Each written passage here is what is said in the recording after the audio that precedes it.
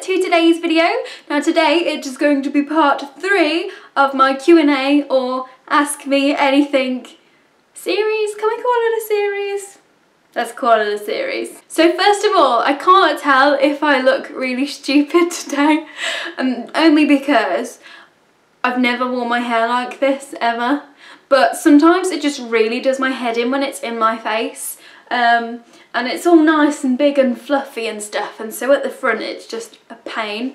And I feel like my face, I'm getting so off topic, but anyway, I feel like my face looks better when my hair is off it.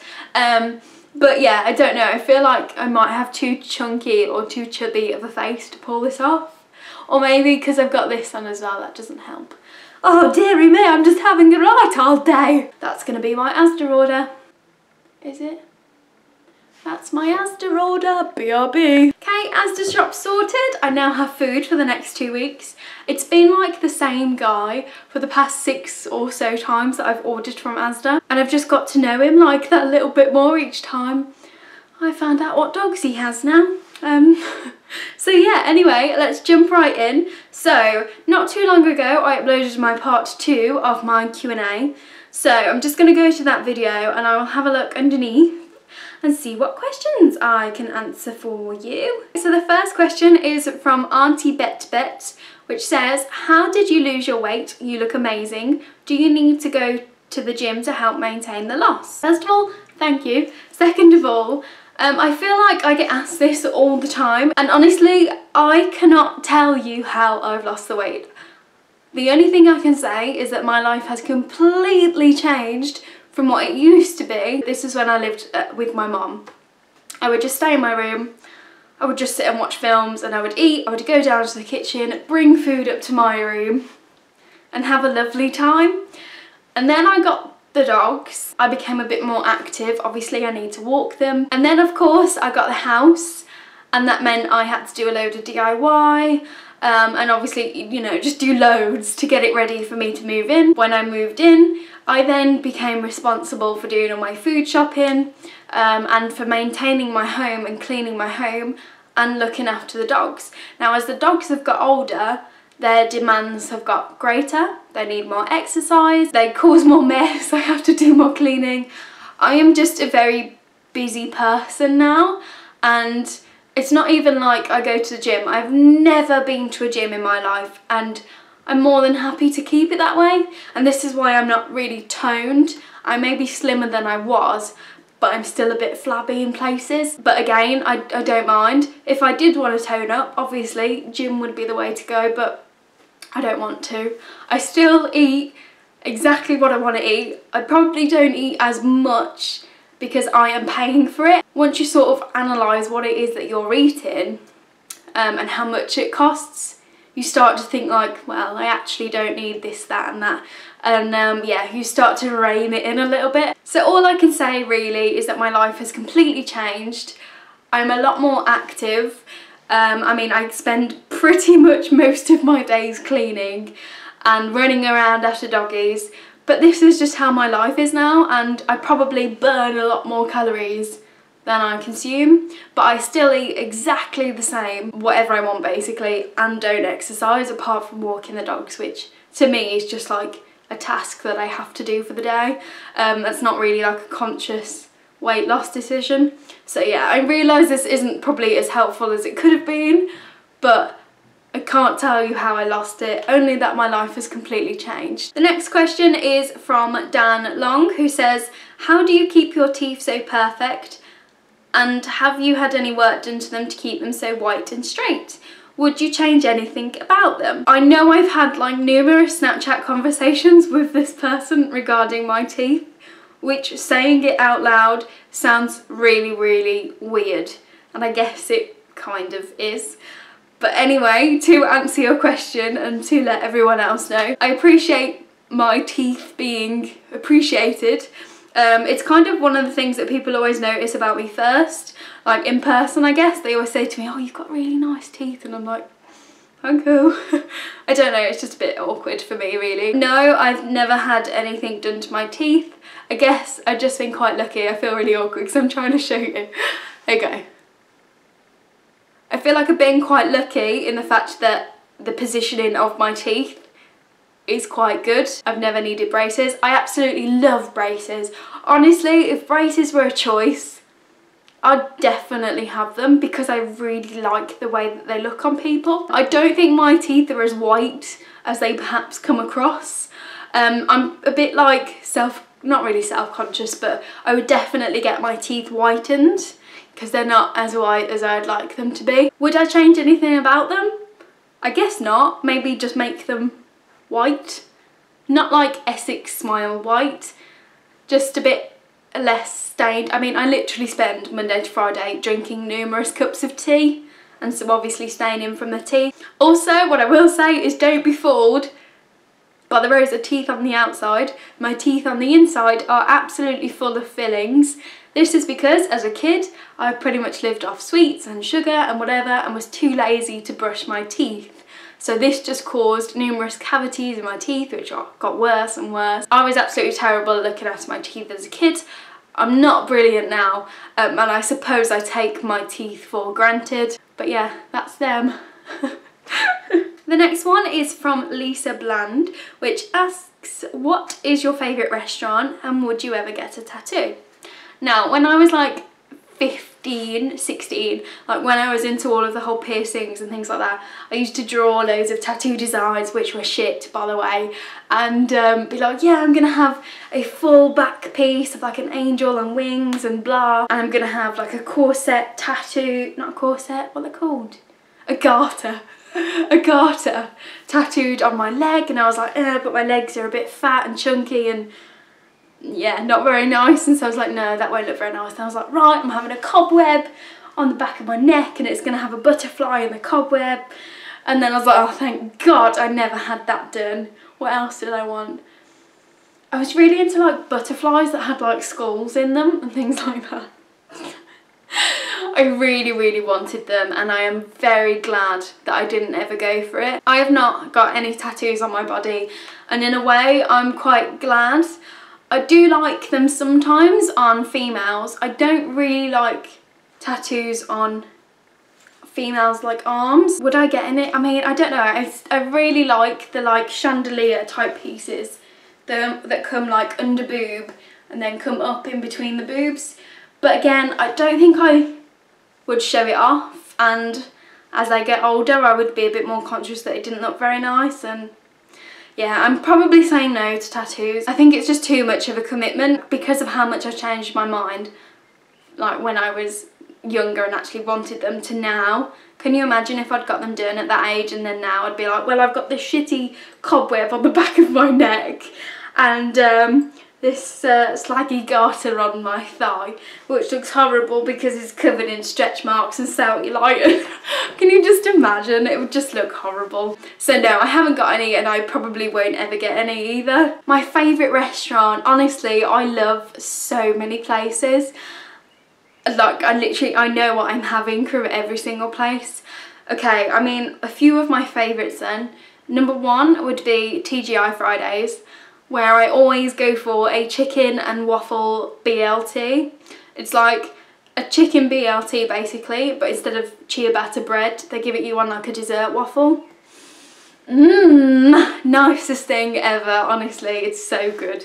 This is the one time I will not talk to anyone whilst eating my meal because I'm literally just like, so good. I urge you to try it if you're ever there. I haven't been there in ages actually because it's more of like a fancy special occasion place.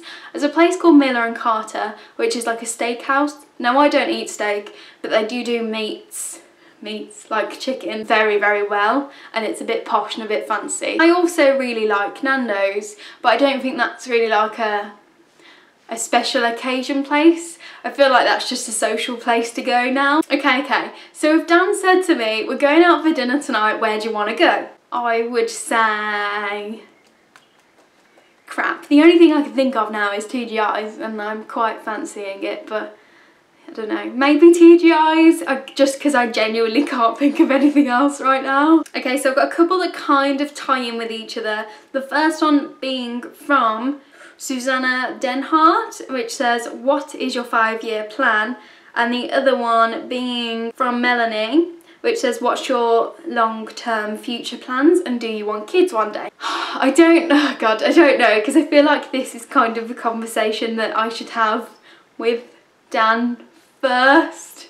Because previously, when I've declared my future plans, this has caused problems with other people in the past, and so I'm very cautious about doing it and very cautious about not planning someone else's life. Because if I said I want a kid at the age of 25, that kind of involves Dan and so it kind of needs to be in his plan as well. Do you see what I mean? So if I try and like keep it about me as opposed to planning his life, if we do 5 years from now, I'll be 27. If we do 5 years from this year, when I turn 23, I'll be 28. Oh my god. So in 5 years, the dogs will be like 6. Oh my god, they'll be 6. I hope that they're both still with me. I would like to think, oh, I'm including Dan again, oh no. Fuck it, okay. I would like to think that Dan and I would be living together at this point. I think we should be.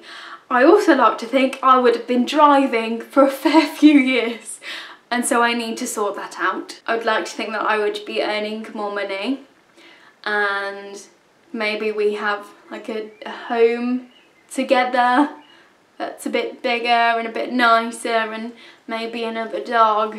I don't really know. It's so hard because I genuinely don't know. Right, what was that? What was the other one? My long-term future plans. Okay, so just in general, my plans have always been get a good job, get a house, which I kind of have, but I also wanted to have a house with someone else. So, I mean, Dan and I have spoke about it, and obviously it's still early days for both of us, but I like to talk about these things because then I can kind of see where the relationship is going and if that is someone that I can actually see myself with long term, which I can, so we're all good. The plan would be to just stay where I am for a bit, and then eventually Dan and I will get a house together. So not this one, this is never going to be like the house for life, but it's like my little abode.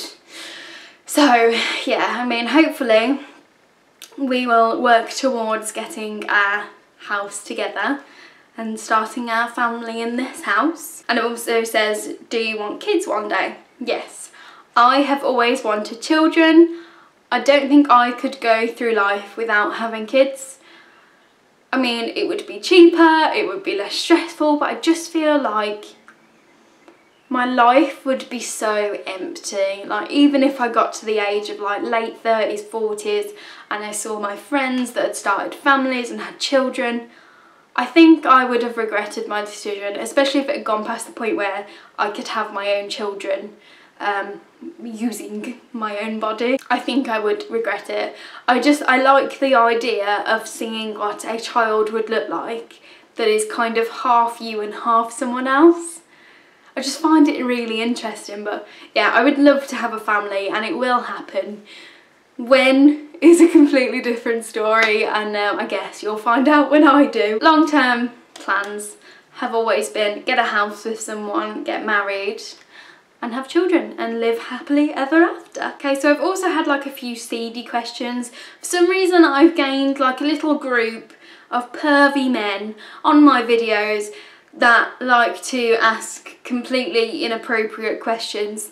I said ask me anything, which is fine, but I have like just fucking weirdos basically. So if you're one of those and you're watching those thinking that I would have answered your question, simply fuck off, because not interested in the slightest.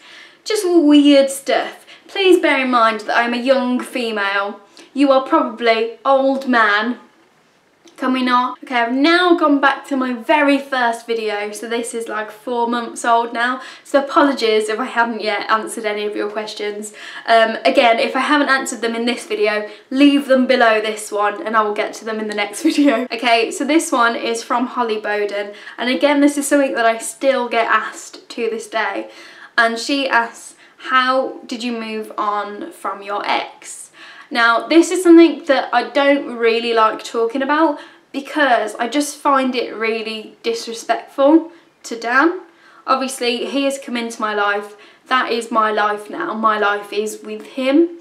And so I feel like constantly flicking back to a previous relationship, which means absolutely nothing to me, is disrespectful to him. But people keep saying, I know you're happy and everything now, but what about the ones of us that are going through it right now? And I completely get it. I know it's hard and I know it sucks, and honestly I feel like I couldn't have gone through a worse time.